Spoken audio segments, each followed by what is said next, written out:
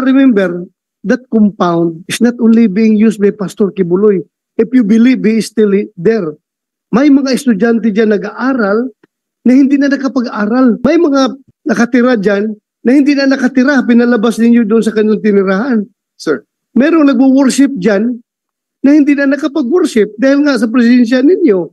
So, you mean to say you are willing to sacrifice all these rights, all these human rights of these people because of your firm belief that Pastor Apollo Kibuloy is still there inside that bunker? sir, if I may, sir, Yeah. we are this tenacious in serving these warrants because there are multiple warrants for this person. Okay, we don't need to discuss those warrants. Alam na natin yung lahat. It is available in open source. But Alam natin this yan. is quite something, sir. Ako mismo, I am appealing to Pastor Kibuloy. Before my colleagues here are agreeing with me, before we suspend this hearing, we can get the final assurance from the PNP kung hanggang ilang araw sila dyan. Dahil otherwise, if we will leave this issue hanging, then masisira ang kredibilidad natin dito. Hindi lang kredibilidad ng PNP, kundi pati tayo. Pati itong committee na ito. Mawalan din ang kredibilidad dito. Reklaruhin natin ito ngayon. Before you continue, I would like to acknowledge Senator Bongo. You have the floor, Your Honor. Salamat. Magandang hapon po sa ating lahat, no. Kanina nandun po ako sa inspection, kaya lang po meron po akong previous schedule na 3 weeks ago pa po. Biglaan tong pagpatawag ng hearing ni Senator Bato de la Rosa. Kaya sinamahan namin siya rito. Ang trabaho po ng isang senador ay hindi lang po isang mambabatas. Trabaho namin, legislation, constituency at representation. At ako naman nakikita nyo, Lunes hanggang Linggo po akong nagtatrabaho. Wala, parang pingpong na tong buhay ko. At kung ano po makatulong sa ating mga kababayan, no? Lalong-lalo na po dito sa Davao. Dahil ako, bata pa ako, maalala ko talaga noon pa. Tahimik tong Davao. Magulo to, mga early 1980s, nung naging mayor na po si former president, former mayor, tahimik na po ang buhay dito. And used to be known as the most livable city in the Philippines, no? Tahimik po ang buhay dito. At hindi po magiging successful yan, kundi po dahil sa ating mga kapulisan. Hindi magagawa ni Mayor Duterte yung trabaho niya, kundi po dahil sa inyo. Kaya kanina nakita ko si General Torre. Naalala ko lang po, ito nasubaybayan ko yung career ng ating chairman. Ang posisyon na hindi niya nakamtan sa bago siya naging Chief PNP ay maging RD po ng regional office ng Region 11. Naging Chief PNP siya pero hindi siya naging RD. So napakahalaga po niya, no? Isa po yan sa pinaka-prestigious na opisina, regional director ng Region 11. Anyway, Mr. Chair and resource persons in attendance today, magandang araw po sa ating lahat. I speak before you today not just a mere legislator, but as a voice for justice, fairness, and the protection of human rights. Mr. Chair, sa isang demokratikong bansa tulad ng Pilipinas, napakahalaga po ng maayos na pagpapatupad ng batas. No one is above the law. Sabi nga nila, kung pulis ka, nasa gobyerno na may mataas na katungkulan o normal na mamamayan, you are not above the law. Mr. Chair, ang maayos na pagpapatupad sa batas ang nagsisilbing pundasyon ng ating tiwala sa gobyerno at nagpapatibay ng ating paniniwala sa isang patas at makatarungang sistema. However, Mr. Chair, when the enforcement of law crosses the line into excessive force, when it is wielded not as a tool for justice but as a weapon of destruction, it is incumbent upon us to speak out. Kaya po kami narito ngayon. Sana po matapos na po itong kaguluhang ito. At dahil po sa nangyari sa KOJC ngayon, magdadalawang linggo na to be exact, bukas, no? Apektado po ang traffic at marami pong nagtatanong sa akin sa Maynila, kumusta na kayo sa Davao? Kumusta na ba? Safe bang pumunta ng Davao? Mga turista nagtatanong po sa akin, safe pa bang pumunta sa Davao? Nalulungkot po ako bilang isang Davaoenyo, Mr. Chair, kahit saan ako mapunta. Yan ang tinatanong nila. Ang gulo dito raw, ang gulo doon sa Davao. Mr. Chair, hindi ko po maalala na magulo sa Davao for the past 20 years. Bata pa nga po ako. Sabi ko, tahimik po yung buhay natin dito sa Davao. Nalulungkot po ako sa mga ganitong pangyayari. Hanggang kailan ba ito matatapos? Kaya kami narito para malaman po ang totoo at matapos na ito. Dahil kawawa po yung ordinaryong Pilipino. Kawawa po yung ordinaryong Davaoenyo na gustong mamuhay ng tahimik o pumasyal sa Davao. Sa totoo lang, mas marami po dito sa Davao ang gusto lang po mamuhay ng mapayapa. Walang pakialam sa politika. We just want peace and for this standoff to end. One of the founding fathers, Marcelo H. Del Pilar, whose birthday we just commemorated last August 30, once said, "The perfection of humanity is not possible without freedom for the individual.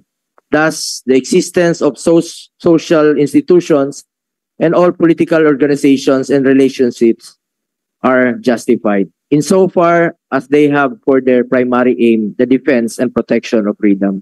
Kung kaya nga nandyan po sa saligang batas, under Article 3, ang Bill of Rights. The Bill of Rights is there to protect our people from abuses of power that is given by our people. The Bill of Rights is our collateral, our security, our safeguard against abusive people in the government. As we are all aware, Pastor Quiboloy, a spiritual leader, stands accused. But today, I am not here to argue about his innocence or guilt because that is for the courts to decide. Nasa korte naman po ito. Instead, I want to address the disturbing exercise of power or the use of excessive force in the implementation of the warrant of arrest against him. Mr. Chair, this representation for so long strongly condemns any excessive use of force in pursuit of our official duty. Lagi po akong umaapila sa gobyerno, especially to our law enforcers, to be prudent in their actions and remain fruitful to their mandate to serve and to protect. Kaya naman po ang trabaho ng pulis, to serve and to protect. Hindi po kailanman magiging susi ang karahasan sa pagkamit natin ng hustisya o sa kasagutan sa ating mga katanungan. The continued occupation of police personnel in the Kingdom of Jesus Christ, KOJC, compound here in Davao, and the terror it brings to the community are causes of concern. While it is the duty of the police to serve an arrest warrant, there is no excuse for using force, creating fear, compromising the safety of civilians, disrupting the peace in the community and the face-to-face classes of students enrolled and occupying a place of worship. Ang Kingdom of Jesus Christ is a congregation. Pastor Quiboloy is only its executive pastor. Ang Kingdom of Jesus Christ po ay binubuo ng maraming miyembro, hindi lang po iisang tao. As member of the Committee on Justice and Human Rights and member of this Public Order Committee, I support the intent of Senator Bato de la Rosa and Senator Robin Padilla to scrutinize this PNP operation, which led to the death and injuries of civilians. Alam naman po natin, Mr. Chair, tayo mismo, ikaw naging chief PNP ka. Suportado natin ng pulis hanggang ngayon, pinaglalaban natin ng pulis. And even during the time of former President Duterte, 2018, dinoble po ang sahod ng pulis, ng military, uniform personnel at pinaglaban natin ito. At full support po kami sa pulis hanggang ngayon po. Andirito po kami, Senator Bato ni Senator Robin, na sumusuporta po sa inyo, lalong-lalo na po in line of duty. Mr. Chair, it is crucial to remember that our law enforcement agencies, particularly the PNP, have a solemn mandate to serve and protect. This mandate is not just a slogan. It is a duty, a responsibility to protect the rights and welfare of every citizen. Mr. Chair, one life lost is one too many. Sabi ko nga, imbis na Dapat po maximum tolerance po ang dapat gawin ng ating pulis. Kung hayaan natin ito, kung hindi tayo maninindigan laban dito, ano pa bang klaseng pang-abuso sa kapangyarihan na maaaring gawin nila sa buong Davao o maaaring sa ibang bahagi ng bansa? Ang tanong ko sa pulisya, ang tanong ko po sa inyo, at tatanungin ko to sa inyo mamaya. At ano ba ang magiging endgame dito? Hanggang kailan tatagal ang sitwasyong ito? Ano ba talagang endgame dito? As gusto ko rin pong tanungin ang KOJC. Ano bang inaasahan ninyo mula sa gobyerno para matapos na po ito? Nandito po ang komite upang makatulong at matapos na po ang standoff na ito. Alam nyo, kawawa yung taong bayan. Kawawa yung mga inosente. At kawawa yung pulis kanina. Pinuntahan nga namin. Tinatanong namin sila at kailangan lang nilang sumunod sa kanilang trabaho. Ang amin dito is kailan ba ito matatapos? Mas marami pong Pilipino ang gustong mamuhay ng tahimik. Maraming salamat Mr. Chair at isisingit ko na lang din po kanina kasi nag-discuss kayo to General Torre. Pag mayroong mga earthquake, di ba usually ilang araw ba ang lifespan ng, sa tingin nyo, bago na kayo mag-i-end ng inyong search? Pag mayroong bumagsak na gusali, halimbawa nung sa earthquake sa Baguio, ilang araw usually ang standard operating procedure na sa tingin ninyo na tama na, wala nang pag-asang makita yun. At pangalawa, after 13 days, no, do you think sa tingin ninyo kung may tao talaga doon sa ilalim, magsusurvive pa yun sa ngayon? Paano siya magsusurvive? May hangin, may pagkain, may aircon ba doon? Sa tingin ninyo, ano pang pwedeng madidiscover ninyo doon sa ilalim? Kung meron talaga kayong hinahanap doon sa ilalim after 13 days po. Your Honor, as for your first question, I'm not an expert on the rescue and on how long can a rescue be conducted. However, on the second issue, whether a person can survive in bunker for so long, what we are looking here, sir, is the end of the world type bunker or Mageddon type bunker that can support life for extended periods of time. So there's really no assurance, there's really no estimates on how long they can survive in here, because we believe that they can survive for not only 13 days, but more than or extended periods of time, because we're not looking here, sir, at an ordinary makeshift bunker. This is something that is built by somebody who has 2 airplanes and 2 helicopters in his hangar. So, among others. So, this is something that's can be done and can really be built by somebody who is stature. So, sa tingin mo, kayang mag-survive ng ilang buwan dyan? Given enough resources, sir, people can really survive below ground, and which I will cover in my presentation later on, sir. May kuryente doon sa ilalim? Yes, sir, definitely. Ventilation, current, food, water, all the work, sir. And it could be very, very a comfortable life for a person, sir.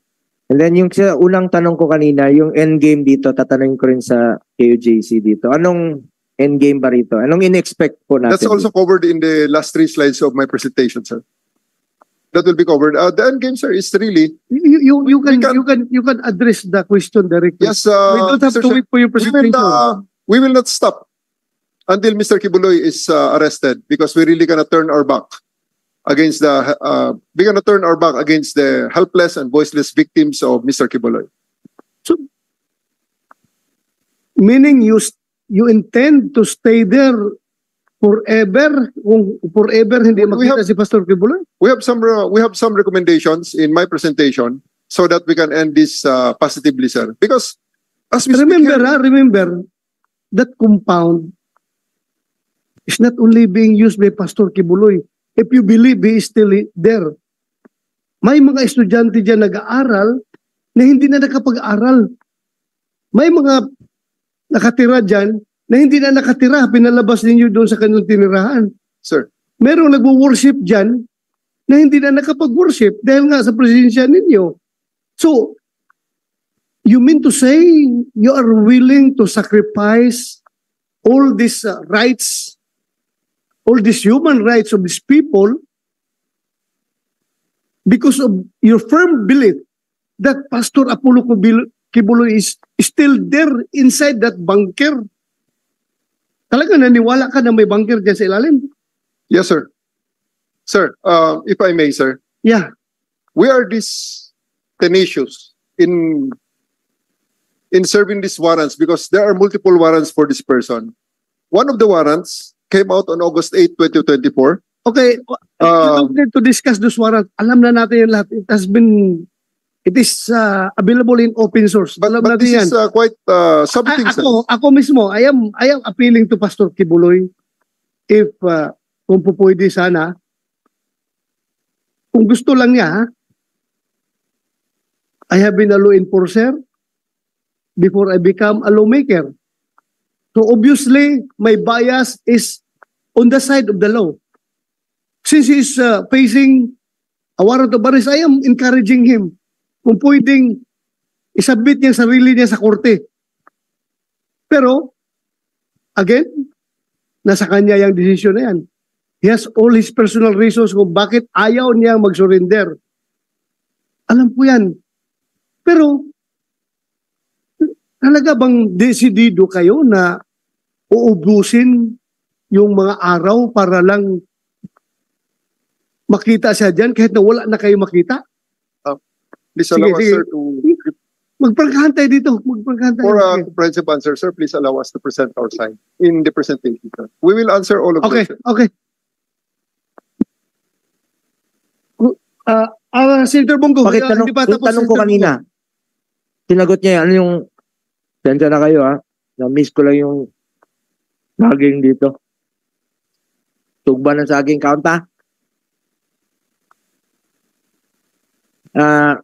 Anong in-expect niyo pong endgame rin dito? Dahil as a Dabawenyo rin, gusto rin namin ng tahimik na buhay. Ang hirap. Airport, yan talagang isa sa unang daanan talaga ng mga bisita. Hindi lang taga Davao ang dumadaan dito sa Davao eh. Mga taga Cotabato, Region 12, dito yan sumasakay. From Region 10, from Caraga. Dumadaan talaga yan ng Davao. Naging sentro na po ang Davao City ng Mindanao. So ano pong endgame na ina-expect nyo rito? Since nandito yung komite, para sana matapos na po itong kaguluhang ito. Sir, if I may, we follow the law, sir. People versus Ratso, the Supreme Court said, sir, if you are only armed with an arrest warrant, that cannot be used as a reason to conduct an intrusive search. If there is a search that has to be conducted in cases of arrest warrants, the law requires that there must be a lawful arrest yet, no? And this lawful arrest must precede the search. The process cannot be reversed. What we are seeing here is a classic example of police officers guided by a general, Your Honor, who is conducting an intrusive search without a search warrant. And they are using a single warrant of arrest, or maybe he has many warrants of arrest, which he failed to show us, as a legal license to convert a property owned by a third persons, no? Not even one of the accused. Can we use this arrest warrant to conduct omnibus search, intrusive search, violate the freedom of worship, which is one of the preferred rights under the 1987 Constitution? Philippine Blooming Mills, we teach that to our students. And there must be clear and dangerous tendency test. There is the dangerous tendency test. There is clear and present danger. Yet they are preventing our clients from using the same. Are we saying that just because you have a warrant of arrest, you are now continuing your search there and violate even the most basic of laws that in People versus Ratso, you can conduct a lawful search only if there is already an arrest.